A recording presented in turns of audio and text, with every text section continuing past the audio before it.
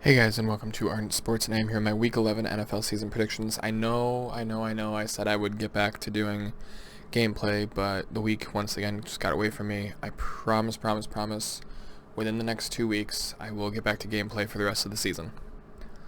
But anyway, let's get going with my Week 11 NFL season predictions. I have to be a little quiet as I am recording this pretty late at night, but let's get right into it. So Thursday, November 19th, we have the Arizona Cardinals, who sit at 6-3, facing off against the Seattle Seahawks, who also sit at 6-3. Ignore the records on the side; they are nowhere near correct. But this game is actually going to be probably the best game of the week, at least in my opinion. I'm going to take Seattle in this one simply because they are the home team. I feel both teams are absolutely incredible this season, but I will take Seattle over Arizona. Next up, we have the Philadelphia Eagles and the Cleveland Browns in the dog pound. And the Eagles have not had a great season. Currently sit at 3-5-1, while the Browns sit at 6-3. Browns are favored in this game. I do like the matchup from the Browns standpoint over the Eagles standpoint, so I am going to take Cleveland. Next up, we have the Falcons and the Saints. The Saints are going with Jameis Winston, I believe, due to Drew Brees being out for quite a rather long extended period of time. I'm not anticipating Jameis to do much,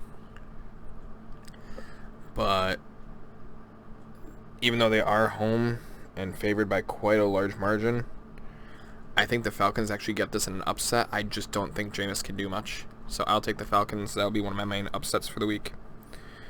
The Cincinnati Bengals and the Washington Football Team. This game is something. The Bengals currently sit at 2-6-1, while the Washington Football Team sits in 2-7. I'm actually stumped on this game, guys. I'm not gonna lie to you. I'm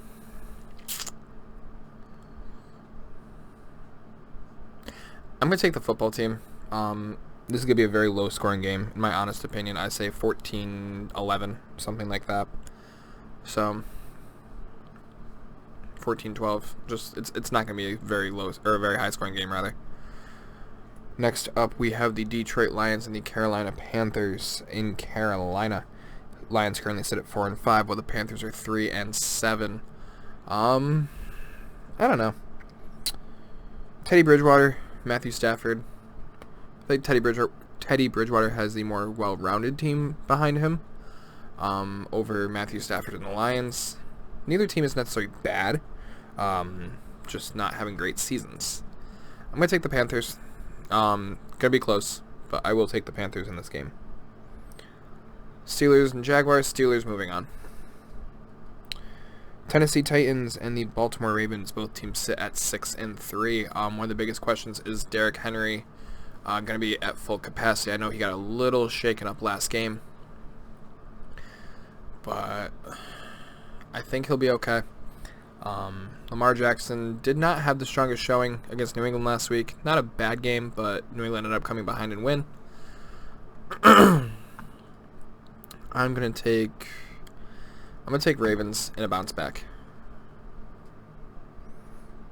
Next up, we have the 4-5 New England Patriots against the 2-7 Houston Texans in Houston. Mobile QB versus power arm QB. Not a great running back system versus a pretty decent running back system. Texans are not a good team. New England at least stands a chance. I will be taking the New England Patriots. Next up, we have the Miami Dolphins and the Denver Broncos. Dolphins are 6-3, 3-0 since Tua Tagovailoa took over. And the Denver Broncos behind Drew Lock are 3-6. I'm going to take the Dolphins.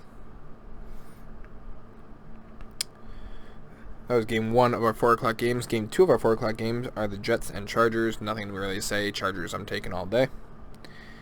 We have the Packers. We have the Colts. Indianapolis is actually favored in this game. Where are they? There they are. I don't foresee that truly happening. Don't get me wrong. Phillip Rivers is doing pretty solid this season, leading a very underrated Colts team to a 6-3 record, but I cannot pick against Aaron Rodgers and the Pack. So we will be taking the Green Bay Packers. Dallas Cowboys and the Minnesota Vikings. Minnesota is going to win that one hands down. Dallas is just not a good team right now. They're rolling with 4 and 5 string quarterbacks at best. So we will be taking the Vikings. Sunday night, we have the Chiefs and the Raiders in Las Vegas. I will be taking the Kansas City Chiefs coming off the bye over the Raiders. And last but not least, we have the LA Rams and the Tampa Bay Buccaneers on Monday night. Tom Brady, Jared Goff, old versus young. Buccaneers completely steamrolled last week after getting damn near shut out the week before. The Rams did decent, but I got to give this game to Tampa Bay. So on the bye are the 49ers, the Bears, the Bills, and the Giants. The Bears desperately need that bye week with their first and second string QBs both out on injury. And really quick, guys, the record coming into Week 11, your boy Hobo sits at 85, 60, and 1. I sit at 96, 49, and 1. So I'm doing pretty solid. Hobo's doing great too. This is probably one of the best competitions we've had yet. Usually one of us blows the other out by now, but there's still a lot of time left for either one of us to win. Anyway, guys, that is going to be wow. That is going to be it for me. Be sure to like, comment, subscribe, share, hit that notification bell. It's the number one way to help out the channel. Be sure to check out your boy Hobo and all of his picks, and I'll be talking to you guys later. Peace, I'm out.